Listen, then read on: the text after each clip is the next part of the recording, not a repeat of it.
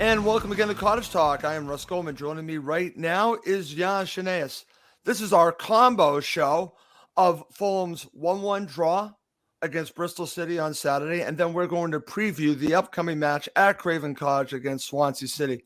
We have a lot to talk about in this show, and I actually like doing these combo shows, so I'm happy that I have Giannis here to join me.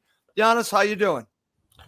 I'm good, Russ. I'm good. It's Monday. It's here in just outside Toronto. The sun is Yep. shining. It's the moose haven't come out yet to lick the salt off the ground, and it's 22 degrees Celsius. So it's good. And luckily here in North America, we're not having to put up with the nonsense going on over in the UK with the petrol gas shortages, which is Yes. pretty dim and dire, to be honest. So Yes. Yes. thinking of all the fans over there right now struggling with that. Absolutely. I'm glad that you've mentioned that, Giannis.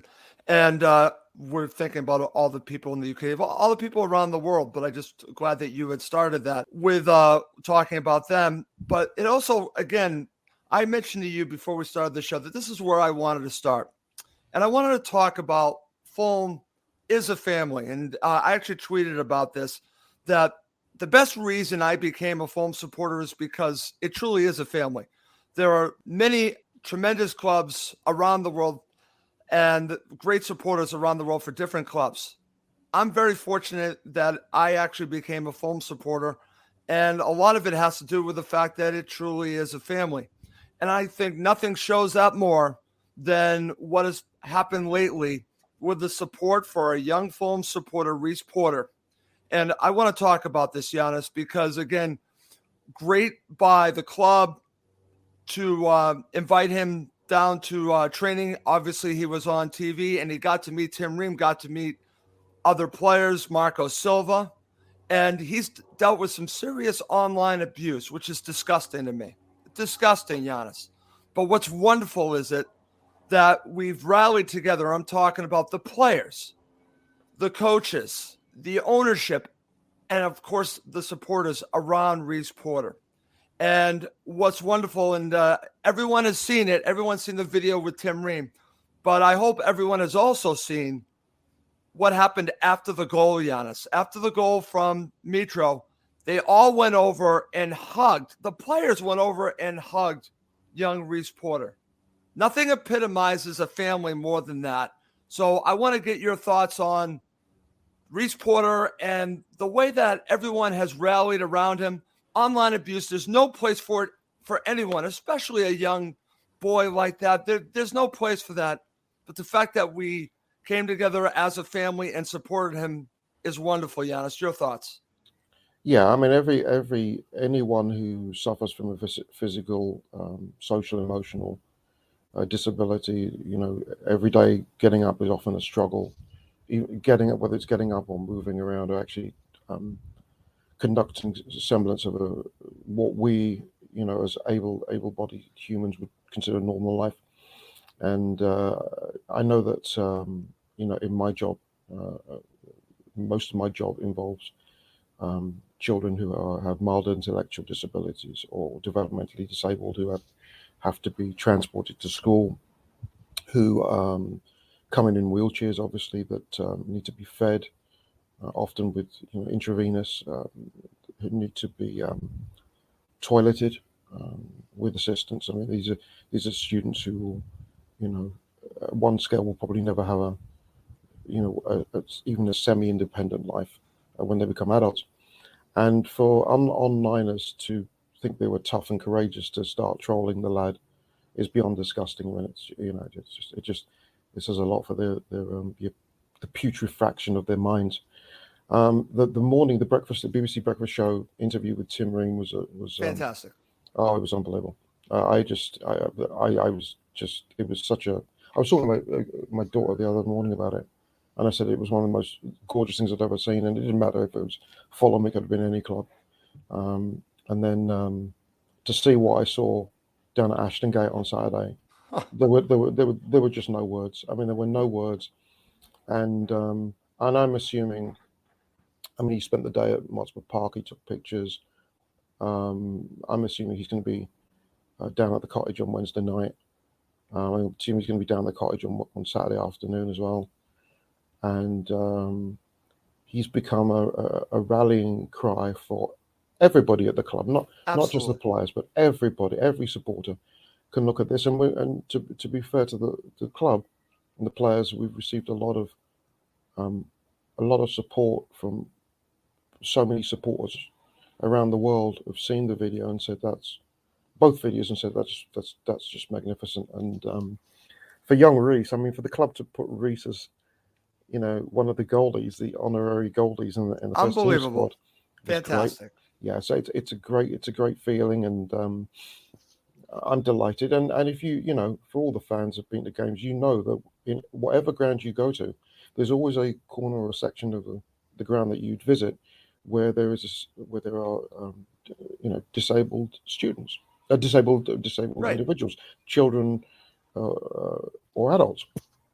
And I think clubs do a very, very good job of that in terms of warm welcoming and also accessibility. And I think what this does is it does two things. It highlights cerebral palsy, Yep. which is something that we don't get to talk about. Um, I don't think we get to talk about physical difficulties anyway, more as much as we should do. And secondly, it highlights the need also for governments around the world, whatever level, to provide greater support for adults and children that live with these difficulties, to allow them to, through no fault of their own, 99 times out of 100, to live semi-independent lives. So it's a great advert as well for disabilities, for the club, for the other 92 clubs, all the non-leagues, really for many sports. It's a great advert. Rhys has become an ambassador, he and his mum, and just the Wonderful. whole thing has been great. So it's a really good, and to me it was secondary to the game Saturday, because I agree, Giannis. I didn't feel disappointed. I just that one moment was it. That was okay. So we dropped 2 points. All right, who cares? I mean, Rhys's, Rhys's emotion when Tim Ream Oh, I'm glad that you brought that up. Yeah, to see the was tears.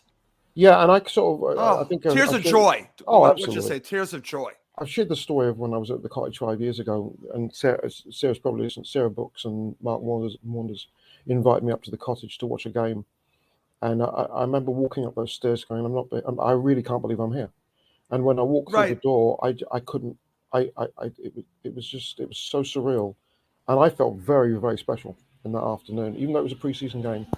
And so it's like every other person that meets their heroes or meets the players of the team or is around the surroundings. His emotion was so raw Oh, that you and Tim did a great. I mean, Tim held it together, but he admitted afterwards, that it was very, very tough because he saw a young man who was just, that was just pure emotion that he was meeting one of his heroes, right. who recognized that he'd been going through a lot, and the fact that he was, he and his teammates in the club were there to support him and his family, which I thought was fantastic. Unbelievable. And again, I just shared this. If you're watching live, you'll see this from Steve Turner. He messaged, makes me proud to be a Fulham fan. Why? Because it reinforces our family club ethos and family club dynamic. This is what Fulham FC as a club are all about. And Yes, Steve, I'm with you 100%. I'm glad that Giannis shared his story. I'm going to share mine real quick because it also involves Sarah Brooks. When I went to England for the very first time, I went to Craven Cottage to meet Sarah, meet Michael Benedetto. Also, I got to meet a few other people, including I got to meet Dan Crawford from HandMeIn.com. And it was just amazing that they took the time to meet me, just some person doing a podcast about Fulham. And they met me in 2012 to just, again, just some guy, and they embraced me. Sarah embraced me. So it's just a wonderful thing. And, I can't say enough good things about our club. Just can't say that enough. Okay. All right, Giannis, let's get to it. And let's now talk about the match itself. And just your opening thoughts on the draw. I know we talked about it being secondary to the situation with Rhys, but what are your thoughts about the draw in general? I'm okay with that. I mean, City hadn't won a game in 14, So you always think it's going to be Fulhamish, that we're going to be the first victims. I like Nigel Pearson as a manager. He looks to put together a nice little unit down in the West Country. I knew it was going to be a difficult game. I didn't think it was going to be a gimme by any means. And the games, the game up at Blackpool and the game against Reading has shown us we can't take anything for granted anyway. But I thought we fought hard. I mean, Mitra scores the goal. Palmer's the sub comes on and scores an equaliser. We had chances. The good thing about this game and the Reading game is we've created lots of chances. That's right, Giannis. And I'll remind fans of 2 trips ago in the Premier League when we went down to St Mary's and didn't have a shot on net against Southampton. That's the bottom rung of the barrel where if you don't even have a shot on net, it's impossible to score. That's right. So we're creating chances, and I get the feeling with our lads that one day we're just going to absolutely destroy a team. We're just going to go absolutely bananas. It could be Swansea, could be Coventry. Coventry look like a good side, but it's going to come soon because once the goals start going in, I think I think we'll be fine. But at the end of the day, at least we went for the win at the end. Right. We had chances. We didn't quite have the rub of the green, but that's fine. The Bristol City goal was offside. If it was in the Premier League, we were going to get to that. Yeah, that was VAR. Silva was upset about that, but I think in terms of the whole manner of the day and the Rhys Porter thing, I think we take the point, and we just move on and we get ready for a couple of games at home where we can welcome our fans back who will be, and Rhys, I'm sure, will be in the stadium. And I'll tell you, now with everything that's been created around the young man, it's going to add an extra vibe, an extra buzz, anticipation. The fans are really, really now going to be pumped. So Swansea are going to have a tough time coming down the M4 because rest assured we're going to be waiting for them. Okay. All right, Giannis. My thoughts on the draw, it's funny because, we've already talked about Rhys and all that, but if I'm just talking about the draw, and again, I'm very emotional when you even talk about Rhys Porter right now, but I'm just going to put that aside for just a second and talk about my thoughts on the match itself. And when you look at the draw, when I watched it back for a second time and I see the chances created, I'm glad that you brought that up. There are 2 schools of thought on this, and I've seen this. I'm worried because we're creating all of these chances and we're not scoring. Okay, there's that school of thought. Or you can take my positivity and say, well, wait a minute. We're creating all these scoring chances. Eventually, they're going to fall. If we are not creating the chances, that's the issue. That's a problem. This is the exact opposite. This is only time we'll work that out. And, and again, you could say it's just one of those days that it just didn't fall. But they were creating a lot of opportunities. And for me to see the second half compared to the first half, we're going to talk about this because I've already said that the first half was toothless, Giannis. It really was. Again, it just looked like it was like a mission to nowhere. It wasn't really creating the opportunities that you would like. They weren't really taking any chances. It was more safe. They were creating possession, but that's about it, but not creating the chances. Second half was a completely different story. We'll talk about the substitutions in a bit. But when you look at it, when you get a point on the road, normally you're saying to yourself, that's a good result, Giannis, getting a point on the road. The expectations are so high that I think everything is so skewed. And I'm going to tell the supporters, I'm going to tell other supporters who might be listening, this is a marathon, not a sprint. Fulham, I believe, are built for the marathon and not the sprint. I think there are teams that are built for the sprint, and one of them might be the team that's actually leading the league right now. They're playing well. Got to give them credit. I want to give Scott Parker a lot of credit. But are they built for the long haul, or are they just playing well right now? We'll find out soon enough. But I think Fulham have the quality to be built for the long haul. That's why I'm not changed my mind. In fact, I'm more encouraged than ever that we're going to win the league. I'm going to say it right now. We're 4 points off. I don't care. I think Fulham are going to win the league. And I've not seen the evidence that tells me otherwise. The only thing I've seen is that we're getting a point on the road, and it's disappointing, but it doesn't waver my thoughts, Giannis. So, again, that's where I'm coming from on this. But let's move on. Let's talk about your thoughts on the starting 11. I liked it. There was after the Leeds game. I mean, you sort of got the feeling that none of them were going to be involved. There might have been an argument that Monsieur Dwyer wouldn't make way for Christie. I thought Christie had a decent game against Leeds. I think they all did. Yeah. To be honest, we put Leeds under pressure, and I thought we worked very hard. But really no debates. But the one, I think the biggest thing to come out of the game from the game itself was the fact that Marco Silva clearly wasn't a happy camper at halftime. He clearly wasn't a bunny that you needed to mess with, because whatever happened in that change room, he said this isn't good enough, and he's gone, right, I'm making changes. I'm done with this rubbish. So Chaloba was off. Yep. And Onama was off, and so now you've got Naskins and Harrison coming in, and all of a sudden you saw a much better balance. Harrison Reed should be in that 11 every single time, but unfortunately we know that he picks up niggles here and here, and Naskins Cabano frightens the crap out of defenders. Should he be starting each and every week? And that's something that I've seen a lot online. Has he made the argument that he should be starting now, Giannis? Now, we have a lot of choices here, but there's no question about his impact at this level. Neeskins Cabano can be dangerous, but is he more dangerous coming off the bench? That's a tough one. I thought you were talking about Harrison Reed, because Reed for me starts. No. Reed starts. Yes, Reed starts, but Reed starts. I've also seen the argument about Neeskins. I would. I can't believe I'm going to say this, but maybe, and I'm a big Bobby Reed fan. He didn't have the greatest game against Reading, probably because he missed a number of chances, and his last couple of games have been spotty.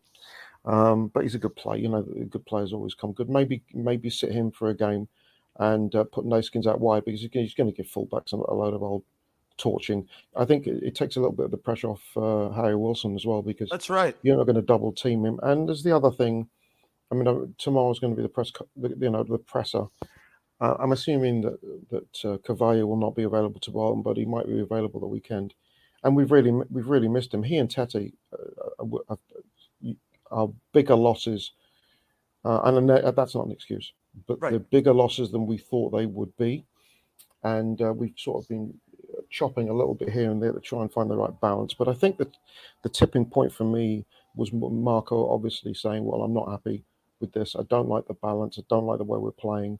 Things are going to change, and I'm going to make it happen. And I think, to me, he didn't sit and say, well, let's wait for 10, 15 minutes and see what happens. He obviously got together with his coaching staff and said, this first half was tepid. It's not good enough. We've got to throw some more pace. And this is the thing, really. I think with Reed and Kabadi, you had more pace. And all of a sudden now you're stretching their midfield and you're giving problems to their back four. So I thought it was good management by Silva. He's still getting used to the division. Listen, we're 20% of the way through the season. That's right. That's nine out of 46. So not even 20%. So, I was pleased with that. And in the end, as I said, City they're not a mug side, and they don't have a mug manager, and they've got some good players. And so better teams will lose there.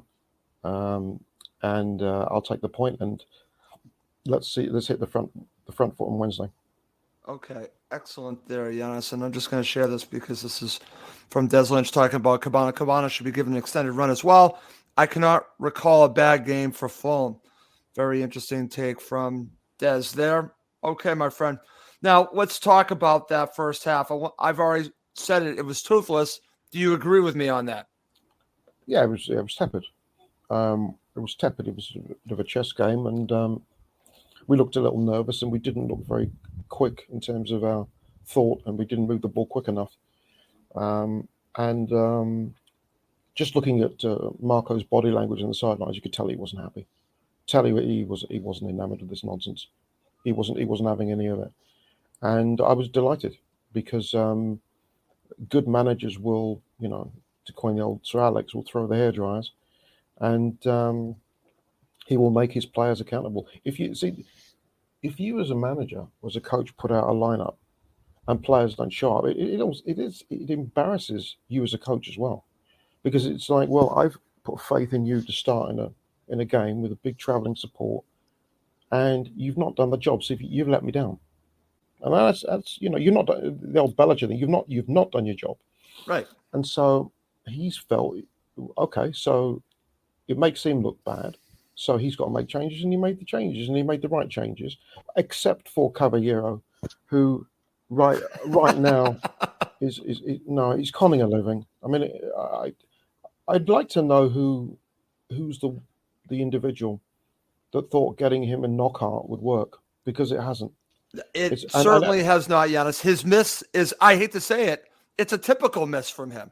yeah, it is, and it annoys me because Munoz could have been brought on for the last couple of minutes to have some fun. That's a great one there, Giannis. Why You not just bring on Muniz? yeah Why not change it up a little bit, bring him on? yeah But give him a laugh, give him a few minutes to have some fun. But I don't no, you know. brought on It's this love for Cavallero that Parker had, and now Silva has as well. I don't get it, but they continue to put him out, like I said, Silva does, and Parker did all the time, and we continue to see that, and I don't get it either, my friend. I should have no. asked you this beforehand. We talked about the first half. Where do you see the turning point in this match being? Do you think it was the substitutions? Yeah, Or do you think maybe there's some other place? substitutions. Is all of a sudden you've added more pace. And the thing about Harrison Reed is he's direct. You know that Cabana is going to be direct, and all of a sudden we looked like a team that was going to put them on the back foot. And That's what we were missing. Yeah, that's what we were missing. No disrespect to City, they're a decent side, and I think they're a team that if other teams run into trouble with their squads with injuries and suspensions, they're a team that have got enough quality in there to to maybe knock on the door there or thereabouts of a playoff spot. They're long overdue. They're long overdue. I mean, I remember the 70s when Bristol City were a top division side, and they've always had very, very strong support. It's many, many years of heartbreak for them. But Pearson's a pretty solid manager, and he's got them well organised. So when you go down there, you don't go to an away game and say, "Well, I'm going to get 3 points." And I'm as guilty as anyone. I thought we were going to go to Blackpool and absolutely bury them, and we didn't. So did I. Reading, I thought, "Oh, this should be a laugh," and it wasn't. So in this division, anything can happen. That when you go to any team that's coached by Nigel Pearson, they're going to be very, very hardworking. He's got a little bit of iron in his veins. And he holds players accountable. Yep. And I think he'll think that was a good point. And Marco will be a little disappointed, but he'll be pleased with the second half. Right. And that will be, I think, really the source of what happens moving forward. We've got to use this and say, okay, right now we get on the front foot and let's get back to doing what we're doing and what we do properly. And we are creating chances. I think he might have given the striker some heat. I think Mitra might come in for a bit of a tongue lashing. That opportunity at the end of the match, Giannis, he needs to score there. You got to score. Yeah, he needs to score there. We're going to talk about that because the chances at the end, when you have those opportunities, you are going to rue those opportunities. But Mitra at the very end, I mean, he's a top striker. Again, fantastic striker. He needs to score there. But we'll talk about that in just a bit when we talk about the second half. One other topic I want to go to you about the first half involved actually the substitution, taking off Chalobah. And I've actually seen some talk about this. Do you think Chalobah potentially should have gotten a second yellow and maybe got a red card here?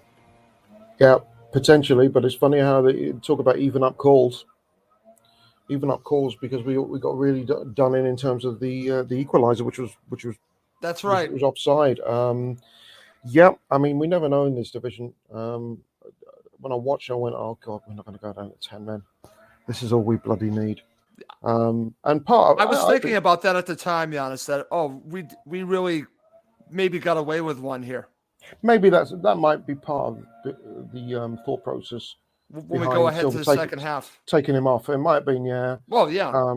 And you do need players with discipline and what have you. And Harrison Reed is a little rabbit scurrying around, and he makes players accountable that come into his area. And if Reed is fit, he starts every game. I'm sorry, he's too good a player.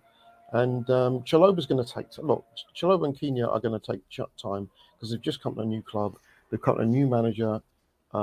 Everything's really, really different. Putting them in really to start is tough. And I was talking to somebody the other night, unbelievably, about Ronaldo. Yep. Ronaldo's gone back to United, and there's all the fanfare and all this sort of stuff. But he's not looked. I don't think he's looked exactly fluid. And again, because it's 12 years since he was at Old Trafford. He's got It new takes teammates. time It to takes really get time. into the groove, and That's that's the right. same thing with all these players. I remember all the criticism of Josh Onuma when he came to Fulham. Same thing. And it took Josh a while. There are several players. Listen, we can go through history. I always bring up Berdinho. I think that's a great Bertinho, example. yeah, I good mean, old he got all Bertie. kinds of stick, and look how he turned out. So, Yep. sometimes players develop at different points with their team. They get comfortable at certain points, and that's why I wouldn't give up on Kenya. I certainly would not give up on Chalba yet. I know that there's criticism for him, and that's fine. But in this case, I think Fulham really got away with one. And I don't know if that was a factor in what happened in the second half, but we'll talk about the offside because I agree with you, Giannis. That's completely offside. We'll talk about that in just a second. We talked about the goal. So, again, when we talk about the second half and the two substitutions, and I've already mentioned this, Reed and Cabano made a difference from the get-go. It started Yep. right off the bat, Giannis. You could see it. Fulham Yep. were on the attack to start off, and you could just tell that a goal was coming. It didn't take long from the goal for Mitro. And who plays a role? But Neeskens Cabano. And who else plays a role? Harry Wilson plays a role as well. But we can't discount Harrison Reed being introduced as well. But the goal for Mitro, again, this has more to do for me about, like you said, the substitutions at halftime, the change in direction Fulham were going. He gets the header, but it really starts off for me with Cabano, then the Wilson, and then to Mitro. Your thoughts on the goal? Yeah, I'm not a fan of the fullbacks in the Championship anyway. I mean, if you've got good wingers, you should be able to exploit them. And I think it was an important goal because I think that Marco needs to take a little bit of pressure off Harry Wilson. I mean, he's a very good player, but he's a sort Do you of think player he's that pressing, Giannis? I think he's pressing a little bit, and I think teams are giving him some rough treatment, which is fine. I mean, you got to expect that in this division, but you need a viable alternative in the other wing that's going to cause lots and lots of problems. The thing about Cabana, I think about his performance against Millwall at the Den, where their poor right back is still probably he's still probably spinning like a top, and that's a sort of winger that you absolutely is a nightmare because you love those old-fashioned wingers that will go 1v1 with That's fullbacks. right. And the goal was, it encompassed that. The crosses come in, is the nod back, boom, boom, back of the net. And it's a nicely worked goal. And it's something that we have the pace and the skill to do. Cabano should start on Wednesday because he scares the bollocks out of He fullbacks. does. Yeah, He he's good at what he does. does. He's good at what he does. Okay. What All he right, does. Giannis. All right. So what I also want to talk about is that we've already talked a little bit about it. You score the goal, and especially when you score a goal in the second half, because Fulham really have taken advantage of their opportunities if they get a goal early. Well, this is in the second half, so they're up 1-0. They're creating several opportunities after that. We're going to talk about the Bristol City goal in a second, but they really needed to get that second goal, Giannis, to put this game away. Your thoughts about what happened after the goal from Mitra? Yeah, Leading up to the goal from Bristol City. Yeah, you always get nervous. You always get nervous unless you get the second goal to kill them off. And the thing about Bristol City is, I thought they did a pretty good job in the break, and they didn't when the goal went in, they didn't drop a level. They kept on being determined. They kept on working hard and looking to close space down. You always got a feeling that they just needed half an opportunity, a little bit like the Middlesbrough game, first game of the season. They just needed half a chance. Yep. And they got it, even though, Palmer was offside. But I mean, I got to give credit to City. They didn't sit back and lie down and say, "Well, we're done." And we really needed to press on the advantage. But then, having said that, we give up the goal to Palmer, and we've got 10 minutes, and we batter them. We have enough chances to score. It could have been a cricket match, let alone a rugby match. Right. We couldn't the chances away. So that the players would have been disappointed with the finishing. And as I said, it's not like we're not creating chances. We are creating chances. Right. We just didn't finish them. And one of these days, we're going to give a team a ruddy good hiding. And hopefully that'll be on Wednesday. But it's a shame we didn't get the 2 extra points because it's not like we didn't have the chances to have buried them before Palmer got that equaliser. That's right, Giannis. And when we talk about the chances, I just want to remind the supporters that are listening or watching, think about the chances Fulham created 2 seasons ago in the championship compared to now. You are creating more quality chances right now, Giannis, than you did 2 seasons ago. We were so reliant on Mitro 2 seasons ago. We're not as reliant on Mitro, and I think that's a big difference here. I think the goals will be spread around because you have Harry Wilson. You have other players that can score the goals. You're not just depending on Mitro to score the goals. You have other outlets, other players there. And I think that's also a big difference. If they're not creating these quality chances, then talk to me. You can talk to me then. Don't talk to me now just because they're missing, because, again, maybe they are struggling with a little bit of confidence because of some of the losses and some of the situations. But overall, if they really destroy a team, I think that this team's going to go on a roll. I think some team is really going to be in for it, and then we're going to go on a roll. Let's see if I'm right or wrong on that. All right, my friend. So the match ends 1-1, and, and again, it is what it is. Who's your man of the match? I thought Mitro had a very good game, even though he fluffed a bunch of chances. I thought he worked very, very hard. He's a different player from last year, even though it's not the Premier League. He's working hard. I think I've said before, he's lost weight, and his mobility has improved, and he's leading the line very well. And remember, it's a process. It's a process. It's going to take time for players to bed in. It's going to take time for the players to get used to the system. And notwithstanding that, we've got international breaks and all that sort of stuff. Every team has injuries. Unfortunately, 2 injuries we've had have been pretty significant. Yep. But we've just got to do what we're going to do. If Mitro keeps playing like he did on Saturday, I think we're going to win a lot of games. And nobody would have been more frustrated on the bus back. Yes. From Bristol, he would have been foaming at the mouth, and Swansea is a good opportunity to put that all right. Okay, excellent. Yes, before we talk about Swansea to end the show, I'm just going to share this comment, very interesting comment from Ralph Leach. Are we struggling to cope with the very high expectations this season? Your thoughts, Giannis? I've actually thought about this as well. Is the pressure getting to these players early on because everyone thinks they're going to win the league, and they were getting these great results? Now they have a bump in the road. And the best teams I know have dealt with adversity well. They need to deal with this adversity and get over the bump in the road. I think the bump in the road is good because they look at the table and they realize we're not top. Yeah, they go. Exactly. They realize we're not top. And because you're going to have these bumps in the road, so you're not going to have a flawless season. It's impossible. No, especially in this division, where the games come thick and fast. No, I think.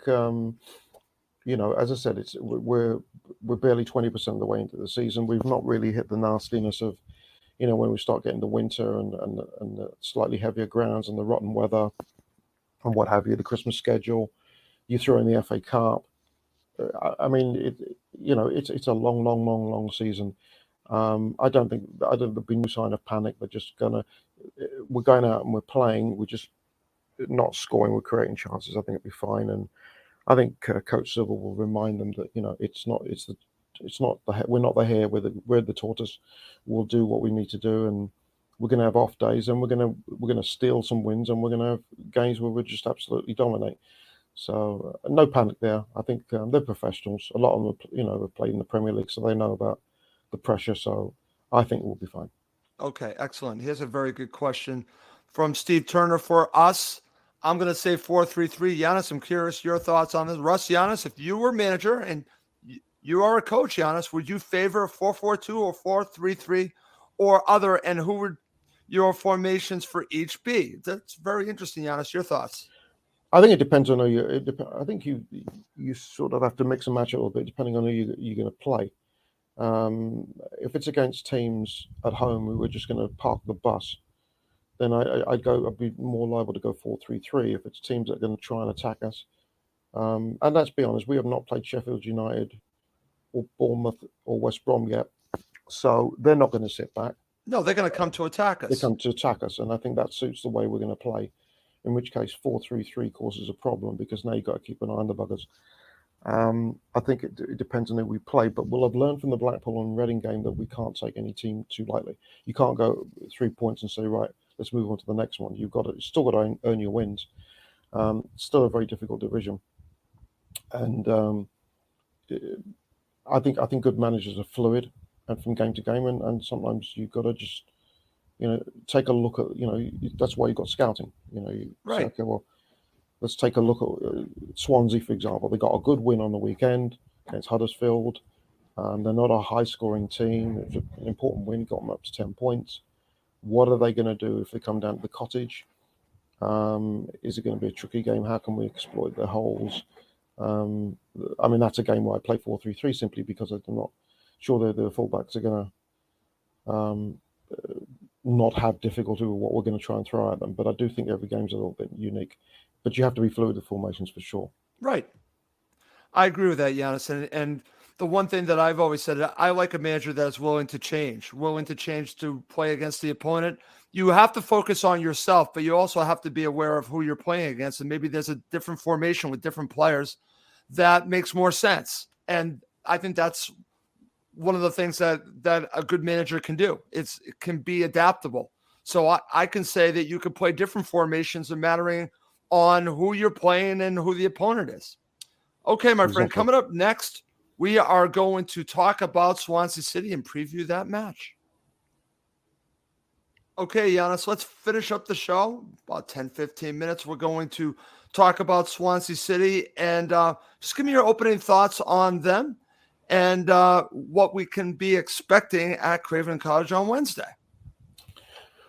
When I looked at the transfer deadline, you looked at the players they lost and the players they brought in, it worried me a little bit.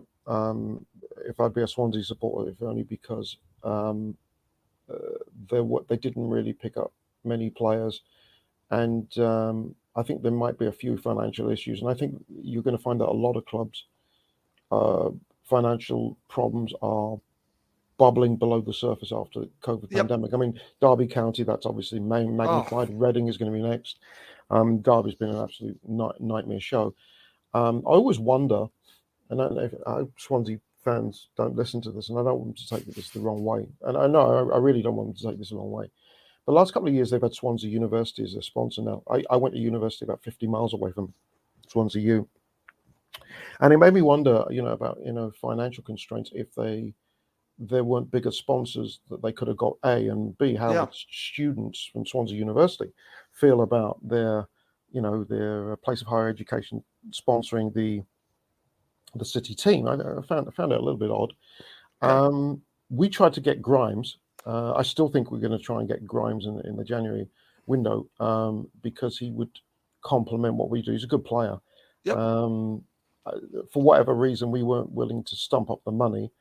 I'd give him Caballero, Knockout, and a dozen white eggs, and a couple of pickled gherkins.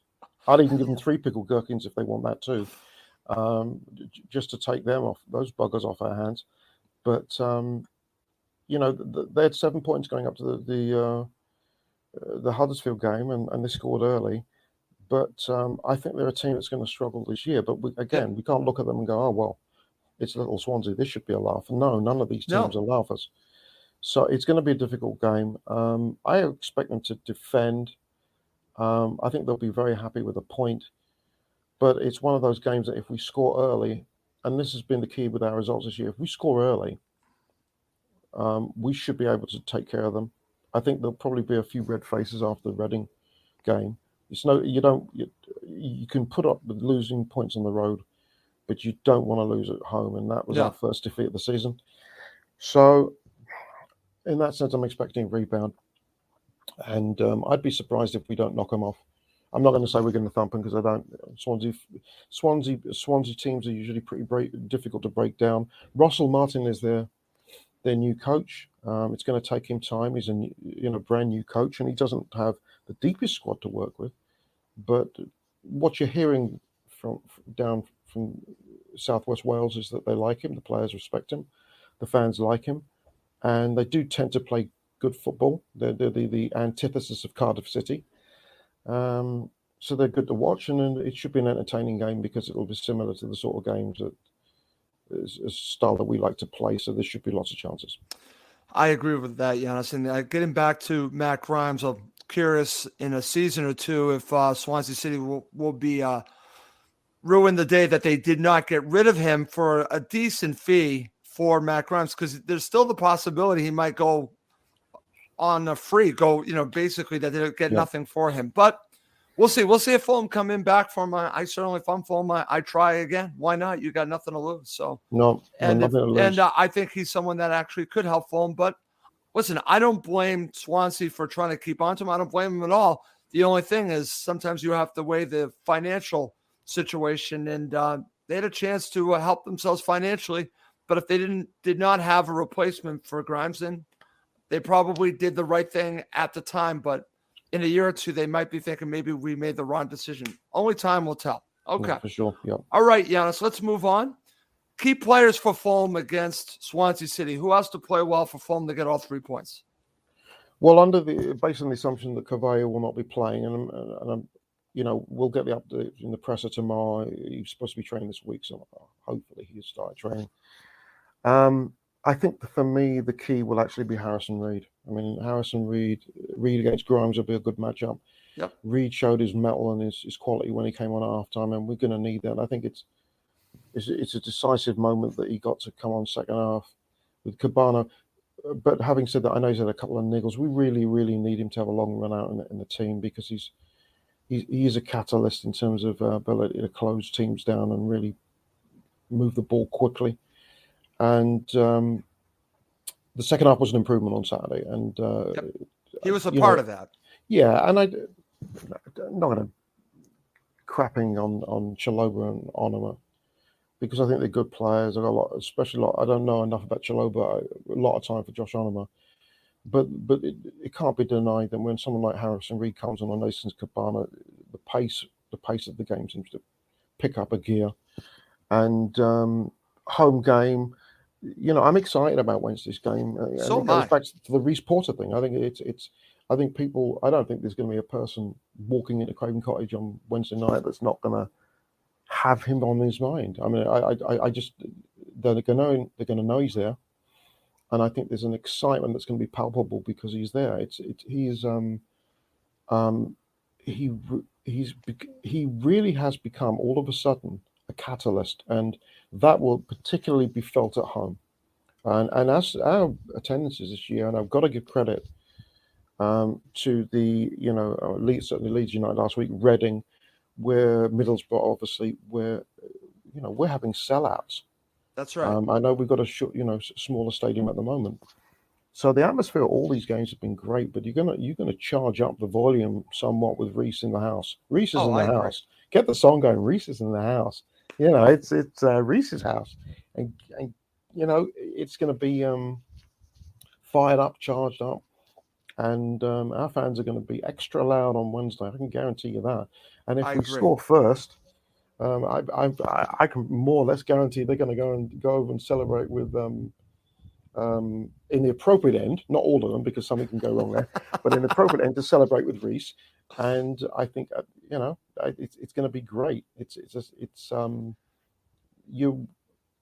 He's there, and for any player or supporter that will occasionally say, well, my life is this and my life is that.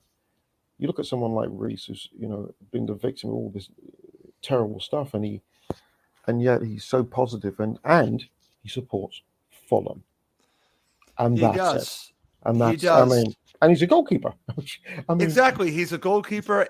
Listen, I want them to win it for everyone, but a special shout out to Rhys, because I want Rhys to get that victory at home. I think that would be so nice. And again, it just shows how we started the show. Fulham is a family, and Rhys is a huge part of the Fulham family. Embrace him, score the goals, go and embrace Rhys once again. That was so wonderful at Bristol City. Let's do it again, and let's get the victory for him and everyone else. But, again, hopefully Fulham can pull that off. But that goes back to, how does Fulham win this match? Giannis, score the first goal. Score early. Yeah. Just front foot, go at them, and let's send the Swans swanning off back down the M4, ascending down, Okay. with all All right. the roadworks, Reading, Swindon, Bristol, and then they've got to go through their favourite city, Cardiff, Cardiff. which they love, and then just right across South Wales till they get to. It's quite a trek, actually. It's quite a trek. It's Swansea's a 4-hour drive, good 4-hour drive from London. So it's a 7:30 game, and let's hit the front foot early, and let's make Rhys's house impregnable. Now you went to university at Cardiff, right? No, Lampeter. Oh, okay. Okay. Lampeter is about 50 miles northwest of Swansea. So Okay. it's Midwest Wales. It is still, as far as I know, the smallest university in Britain. But a few years Wow. ago, but a few years ago they sort of split. They split the university in two, so that half the university is in Swansea and half is in Lampeter, which is a real shame. Lampeter's a lovely little town, Okay. and if you go to a university in Wales, they're called universities, but they're called university colleges. So, for example, you get a degree at Cardiff University, you get Cardiff University, University of Wales. That's how it goes. And so I know it's a part of the country that I know very well. The more north you go, the more they speak Welsh. Literally, SDUCFC forever. Steve's on that. Yeah, it's when you go and having Steve knows because Steve played for SDUC. When you play in that league, Russ, and I could rattle off the teams up there. Oh my God, I remember. This is a really weird story, but I'm going to remember. I might as well. Steve will have a laugh at this one. I remember playing a game. So I played 3 years for the university. I remember a game. Yeah. We played at a team called St Dogmiles, which was towards the Cardigan coast. Beautiful. I mean, it's a beautiful part of the country. Yeah. And they had the most god awful pitch. They had a pitch that went downhill like this, but it went downhill from left to right. Wow. And teams hated going there because not only was it a terrible pitch, but they were nasty. They were big, strong Welsh farmers who didn't give a crap, and you were students, so they're going to kick lumps. I remember the first time I played down there in the first year, and I hit a volley. Yeah, he's got all the teams here. Yeah, Fostrassel, Maesglas, Vellenbach, Llanboidy, Lampeter, Wow. Crannog. Oh my God, Saron. I hit a volley from the edge of the box at the bottom end, and it hit the crossbar, and it apparently had taken a tip from their goalie. So I went to take a corner. Yeah. And at the back of the ground, there was a playground where the supporters would congregate, including kids. And the next thing I know, there's eggs flying towards me. Wow. From kids are throwing eggs at me from the playground. These are 10, 11-year-old kids. Wow. I thought, you little buggers. you little oh. And I hated going down. We call it some dogs. That's what they call some dogs. I hated going down there because there were certain clubs where you went, or there were places where if you went at the end of the game, usually like with any stadium or club, you'd have showers, you'd have your changing room, your showers. But there were a couple of clubs there that would make sure that the water was accessible to their players in the shower in the middle of December. But when you went in the shower, it was ice cold. Right. And I remember those days thinking, you little buggers, I'm coming off filthy with dirt. I've been abused by these Welsh people, and now I can't even get cleaned for the bus ride home. Yes, so quite the memory. So that's West Wales, but Steve will tell you it was a lot of fun and a lot of memories from that for sure. Okay, all right. Moving on from talking about Wales, I opened up the can of worms to talk about that, but okay, let's finish up by doing a starting 11 and prediction. But here's an interesting thought from Ralph, who's watching live. With 3 games in a week, should Mawson and Brian come in Wednesday? Giannis, you have not given me your starting 11. Let's go right to it. Do they come in, my friend, if you are the head coach? I'd bring Brian in because I've said before, I think he's a better technical player than Robbo, but Robbo's a better athlete. I felt really bad for Brian. I'd have played him against Bristol City because that's his former club. Former club. Yeah, and I had a thing about that as a coach, that if there were players that we had and they were playing against a former team, I'd invariably play them because they might be cuts, or they might have been players that never got a good look into that team, or they left on bad circumstances, whatever it was. So I'd like to see Brian come in. I thought he had a very solid game against Leeds, and Alfie Mawson's a very interesting. It's a very interesting situation right now because you're It hearing is. about Congolo is back in training and looking good. Mawson, I thought was excellent against Leeds. Well, who do you? Well, here's an Who? argument for you, Giannis, that actually Amelia brought up to me because we're going to talk about Mawson and Ream, okay? Yeah, We were talking about this. Mawson still could be your future. Ream is playing well, really hasn't done much to get out of the team. But if you're looking towards the future, if you're thinking big picture, it should be Mawson because Mawson would be your future potentially in the Premier League. So do you start this combination with him and Tosin now, or do you stick with Ream because Ream has not done anything to be dropped yet? So what do you do because you have Mawson making an argument that he should be starting, and then you just said Congolo? These are good problems to have, my friend. These are actually really good yeah, problems. But Mawson's making a strong argument for himself. yeah. And going back to my little rhetoric about playing against old teams, that's probably a good reason for Mawson to play Wednesday night because Swansea was his old Absolutely. team. Why not, Why not Giannis? stick him in? I don't Absolutely. That's a good point. get him in, see what happens. I think it's Mawson's been playing well, and I think he seems to have got over the confidence factor of injuries. Look, if you get injured, it's horrible. It's tough, and it can be a long road back depending on the extent of the injury. And he's been unlucky. Let's be honest. We've had a laugh at him. He and Congolo have been walking sick notes, but they still have more mobility and more to offer than Knockaert and Caballero any day.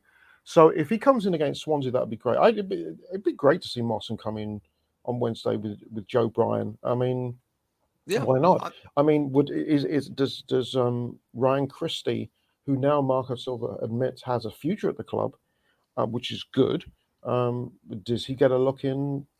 Does he get a look in against um, the Swans? Well, Possibly, and he's got to look at that midfield as well. I mean, Coach Chalobah and all. Janaeus, give me your starting 11. Oh, mother of God. Oh, okay. Okay, so we're based on the notion that Carvalho will not be available. Be Right. fantastic if he does, but I doubt it very highly. Yep. So we're going to go Gazaniga, we're going to go Odwar, Bryan, Tosin, Mawson. We're going to go Siri and Reed. We're going to go. I'm going to go Wilson, Onama, Cabano, Mitrovic. Okay. Yeah, I know. I'm a huge fan of Bobby Reed. But I was going to say, I was surprised you're leaving Bobby Deckard over Reed out. I don't. You know what? He played. I don't think it's a bad thing to give him a break. It's 3 games in a week. Okay. Let's give him a. And you know what? He's a nice little option to bring off the bench anyway. Oh, of course. So, but I agree with starting Cabano.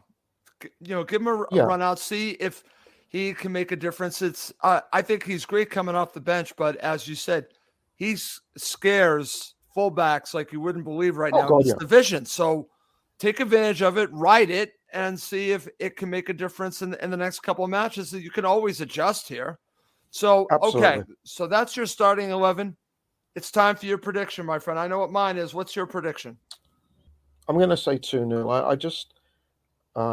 I just think that the Rhys Porter situation, is going to galvanize and give a lift to everybody. The Saturday result didn't matter because the biggest headline you saw, the biggest video you saw on Twitter, all over social media, wasn't all over. The goal. It was everywhere. It was Rhys. It was Rhys's. It wasn't their goal. It wasn't our goal. It was Rhys. And I feel very, very. I'm somewhat jealous. I'm envious of the Fulham fans for Wednesday night because that's going to be a Craven Cottage is going to be a place to be Wednesday and Saturday. I agree, Giannis. The place is going to be rocking. It's going to be rocking. The noise is going to be fantastic because this lad, has it's just amazing, and I love the fact that so many people have rallied around just to show that the planet is full of its idiots and its absolute morons, but it can be the nicest of places, That's right. and people are on the whole nice, and as someone who works with disabled students for a living, um my contempt for people that feel the need to bully I cannot anyone like believe that. that Yeah, Rhys it's has had just to deal with this. And that's why I'm so happy that we've all rallied around him. I'm talking about the supporters, the players, the club, everything. As I said at the beginning of the show, it just shows how we care about one of our own. But again, it didn't even have to be one of our own. For someone like this to deal with yeah, abuse is just disgusting, Giannis. yeah, And and it's such a low life situation that this poor boy had to deal with. I am glad, like you said, that he's a Fulham supporter and we can get behind him, but everyone should get behind Rhys. That type of abuse is not allowed anywhere, and every fan base should get behind Rhys Porter. So I just want to say that. And and as you know what? I was going to say, societally, we could make a really big. There could be a really big message here, because I think there've been, ever since the World Cup, there's so many issues in terms of victimizing. I mean, you can use Marcus Rashford, Bukayo yes, Saka, and what have you. And I think really clubs have got a huge job here. Where I mean, unfortunately, we've got there's some countries in Europe that just really are so ignorant, disgusting in right. terms of their fan base, that they feel the need to do what they do, and they're just as far as I'm concerned, they're subhuman. But in England, look, in the UK, if for example, I'm going to use a club, and I'm going to use, okay, let's say Southampton. If Okay. a Southampton fan had trolled Rhys Porter and sent those disgusting comments, that is one where societally, it'd be great if Southampton said, right, you're banned for life. We That's don't we right. don't we don't That's we right. don't And want let's just say individuals like that. a Southampton supporter did not do this. Let's just make sure No, everyone no, knows. no, no. But But it's you're like, it's just using a it random as club. an example. You're using it It as could be Southampton, could be Clydebank it could doesn't be matter. Walton and Hersham Yep. in a friendly. It doesn't matter. And I think societally, all sports have a huge role to play. People have to use the strength and successes brought by the Paralympic Games, Yep. especially in Britain, because the Paralympic Games, Britain does incredibly well. They do Yep. better than the Americans. They do better than the Russians.